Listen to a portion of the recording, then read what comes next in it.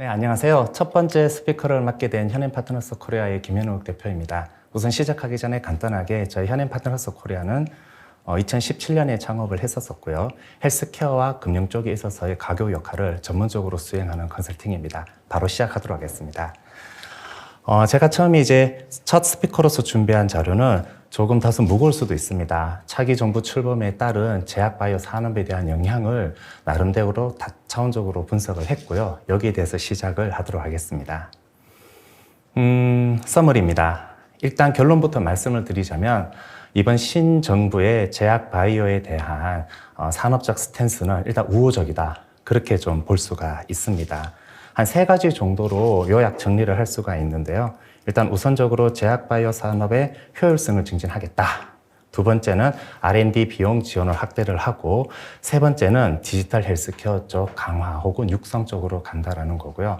거기에 대해서 제가 간략하게 네모 박스로 요약을 했습니다. 직접적 영향과 간접적 영향으로 대분류를 두었고요. 직접적 영향에서는 뒤에 좀 더 자세하게 말씀을 드리겠지만 3가지 정도로 분석을 할 수 있을 것 같아요. 첫 번째는 정책 및 제도 부분, 두 번째는 R&D 지원, 세 번째는 디지털 헬스케어고, 간접적 영향 같은 경우에는 실제 제약 바이오 쪽 종사하는 경영진이 효율적으로 경영을 운영하거나 혹은 인적 자원을 활용할 수 있는 그러한 제도적 장치를 보완했다. 그렇게 볼 수가 있습니다. 정책 제도적 부분 같은 경우에는 일단은 혁신위원회 설치를 했다라는 점, 그 다음 이제 고가약 및 중증 희귀, 난치 치료제 쪽에 좀 더 디테일한 세부적 지침을 세웠다는 거, 마지막으로는 보장성을 좀 확대를 하겠다. 이게 이제 첫 번째 정책 제도 부분이고요.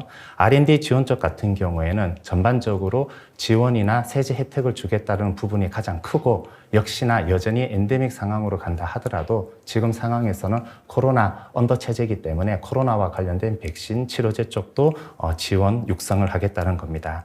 조금 다소 무거운 주제가 될 수가 있는데, 디지털 헬스케어 쪽에 원격 진료 쪽 계속적으로 추진을 하겠다는 것과 이와 관련돼서 여러 가지 제도를 정비하는 것, 그리고 마지막으로는 반려동물 관련된 산업 및 정책, 그렇게 볼 수가 있습니다. 그러면은 강론으로 들어가서 세부적으로 제가 중요한 부분들 짚어드리도록 하겠습니다. 먼저 정책 및 제도입니다. 정책 및 제도 부분에서 놓고 본다라면은 저는 일단 이 부분에서는 저희 산업적 관계자들도 그렇지만 또 이 자리가 투자자분들도 관심이 많은 걸로 알고 있어요. 그래서 2가지 부분을 중점적으로 보시면 좋을 것 같습니다. 첫 번째로는 일단 혁신위원회를 만들었다는 것은 상당히 의미가 있어요. 자료에도 보시는 것처럼 국내에는 수많은 산하기관이라든지 그다음 뭐 어떻게 본다면 이익집단 그리고 사단법인 제약바이오와 관련된 협회나 단체들이 굉장히 많습니다. 많다라는 것은 그만한 다양한 의견들을 수렴하고 다양한 정책들을 내세울 수 있는 아이디어 창출도 되지만 또 하나 뭐가 문제일까요?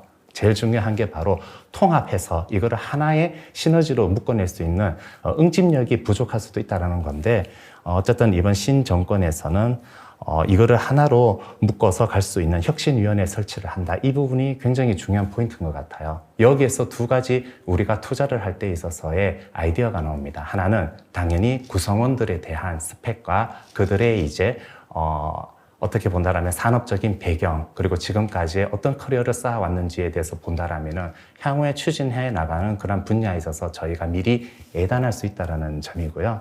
두 번째 같은 경우에는 어차피 저희 정권이 5년이라고 놓고 봤었을 때 단기, 중기, 장기 부분에 있어서의 아마도 디테일한 그러한 사업 로드맵이 나올 겁니다. 그러한 부분을 체크를 한다면은 탑다운 방식으로 저희가 투자 아이디어는 물론이고 향후에 경영이 됐던 어떠한 정책 부분을 예단할 때 분명 도움이 될 수 있을 것 같습니다.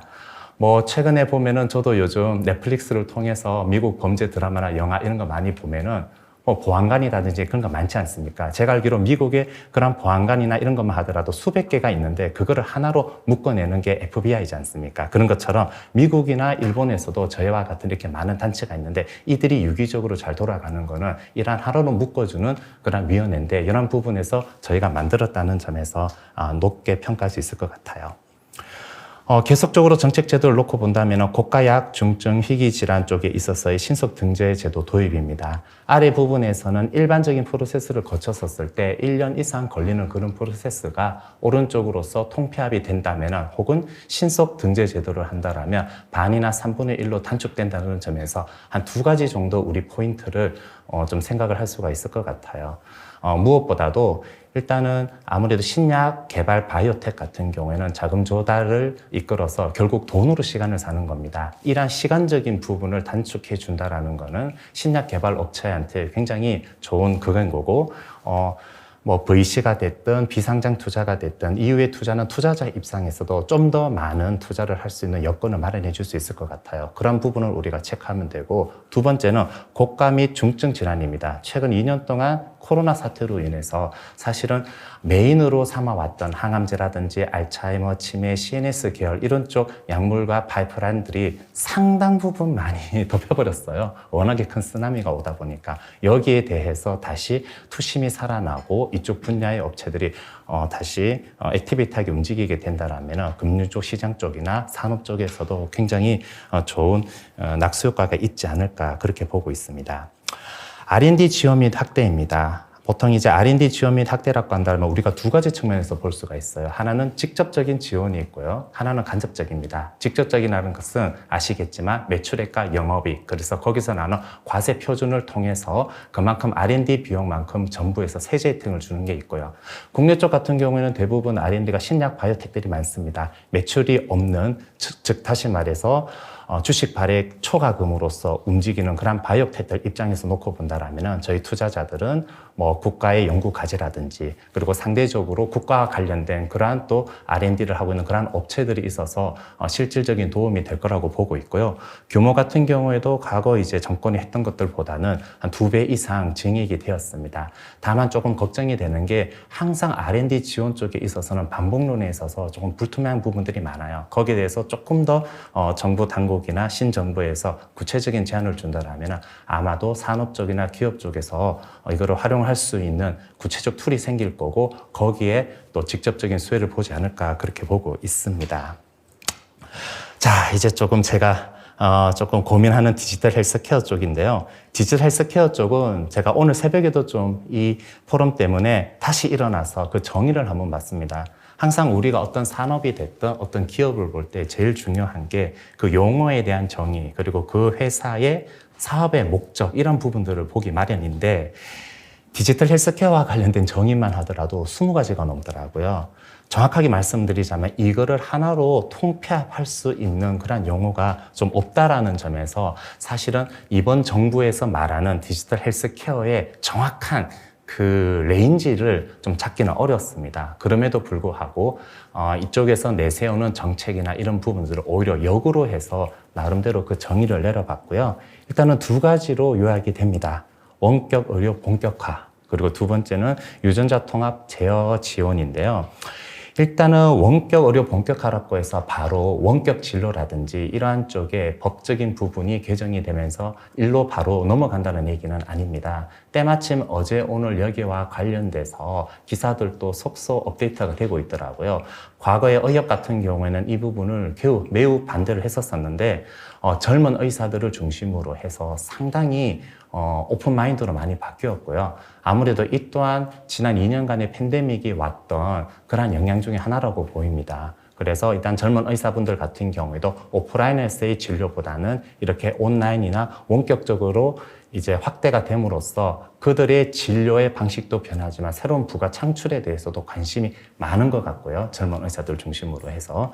유전자 통합 제어 같은 경우에는 용어가 조금 어렵습니다. 디지털과 바이오 융합인 유전자 편집 기술 등 디지털 의료 바이오 산업을 육성한다라고 하는데 좀 뒷부분에서 제가 말씀을 좀 드릴게요.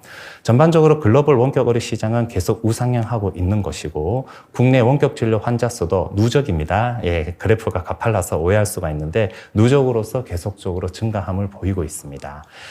이러한 차기 정부의 헬스케어 정책 분류를 세 가지 정도로 나누어 본다라면은 첫 번째는 비대면, 두 번째는 유전자, 통합, 제어 등 전문 산업 육성, 마지막으로는 바이오 디지털 국가 R&D 확대로 볼 수가 있는데, 먼저 비대면 진료, 아까 전에 제가 말씀드렸다시피 바로 원격 진료를 말씀드리는 것은 아니지만 시간적, 공간적 제약을 벗어나 건강관리 및 의료 서비스 이용에 가능케 하는 헬스케어 서비스를 육성하겠다고 하는데, 지금은 제가 이제 컨설팅 회사의 대표로 있지만 과거 제가 애널리스트나 센터장 시절에는 이러한 것 나오면은 관련된 종목들 여러 개를 쭉 말씀드리고 싶어요, 지금도. 근데 아무래도 좀 중립을 유지를 해야 되다 보니까 이러한 부분에 관련된 기업들이 많죠. 아마 전반적인 기업도 기업이겠지만 이러한 산업적인 수혜를 받을 걸로 보이고요.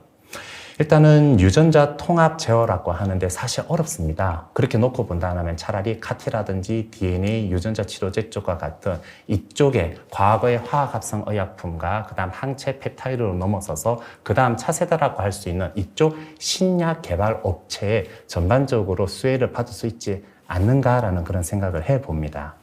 바이오 디지털 국가 R&D 쪽 부분 같은 경우에는 빅데이터를 이해한다라고 하는데, 최근 이제 저희 회사에서도 일부 이제 플랫폼이라든지 SNS 기반의 그런 대기업과도 협업을 하고 있거든요. 아마도 이 부분 같은 경우에는 계속적으로 관심을 가지셔도 좋을 것 같습니다. 즉, 지금 당장 헬스케어 업종에 분류되는 기업군은 아니지만 빅데이터를 활용할 수 있는 부분들은 얼마든지 헬스케어 쪽과 연계를 해서 투자 포인트를 찾을 수 있다, 그렇게 볼 수가 있을 것 같아요.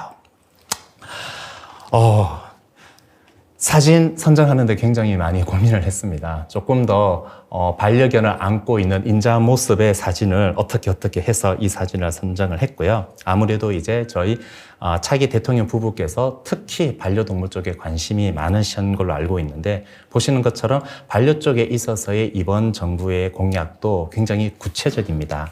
딱 두 가지가 있는 것 같아요. 진료비 표준 수가제. 어떻게 본다라면은 우리가 동물병원에 가다 보면 의원들마다 그리고 동물 종에마다 모두 다 가격이 다 다릅니다. 여기에 대해서 일종의 표준화를 시키겠다는 것이고요. 소득공제도 들어갑니다. 이게 왜 중요하냐면 최근 1인 가구가 굉장히 많이 늘었죠. 1000만 가구까지 육박을 하는데 1인 가구 같은 경우에는 또 소득이나 소비에 있어서도 매우 효율적이고 그런 부분이 있기 때문에 아마 이러한 소득공제 혜택이나 이런 부분들이 기존에 가지고 있지 않은 반려동물 가정에서도 아마 관심을 많이 가질 수 있을 것 같아요. 이쪽 같은 경우에는 직접적으로 동물의약품이라든지 동물용 건강기능성 식품, 그리고 동물용품 등 직접적인 것도 있지만 동물 사료라든지 혹은 동물과 같이 공간을 즐길 수 있는 인프라라든가 이러한 직간접적인 부분으로 다양하게 확대 해석을 한다면 이쪽 부분에 있어서의 투자 포인트로 많이 만들 수 있을 것 같아요. 실제 이쪽에서 그 기업을 운영하시는 분들 입장에서는 아직까지 시장이 작고 전반적으로 피부에 와닿지는 않더라고 하지만, 그래도 일단은 지금까지 정부에서 펫 산업에 대해서 이 정도로 구체적으로 많은 경우는 적었거든요. 그래서 이 분야에 대해서도 관심을 가지면 좋지 않을까, 그렇게 봅니다.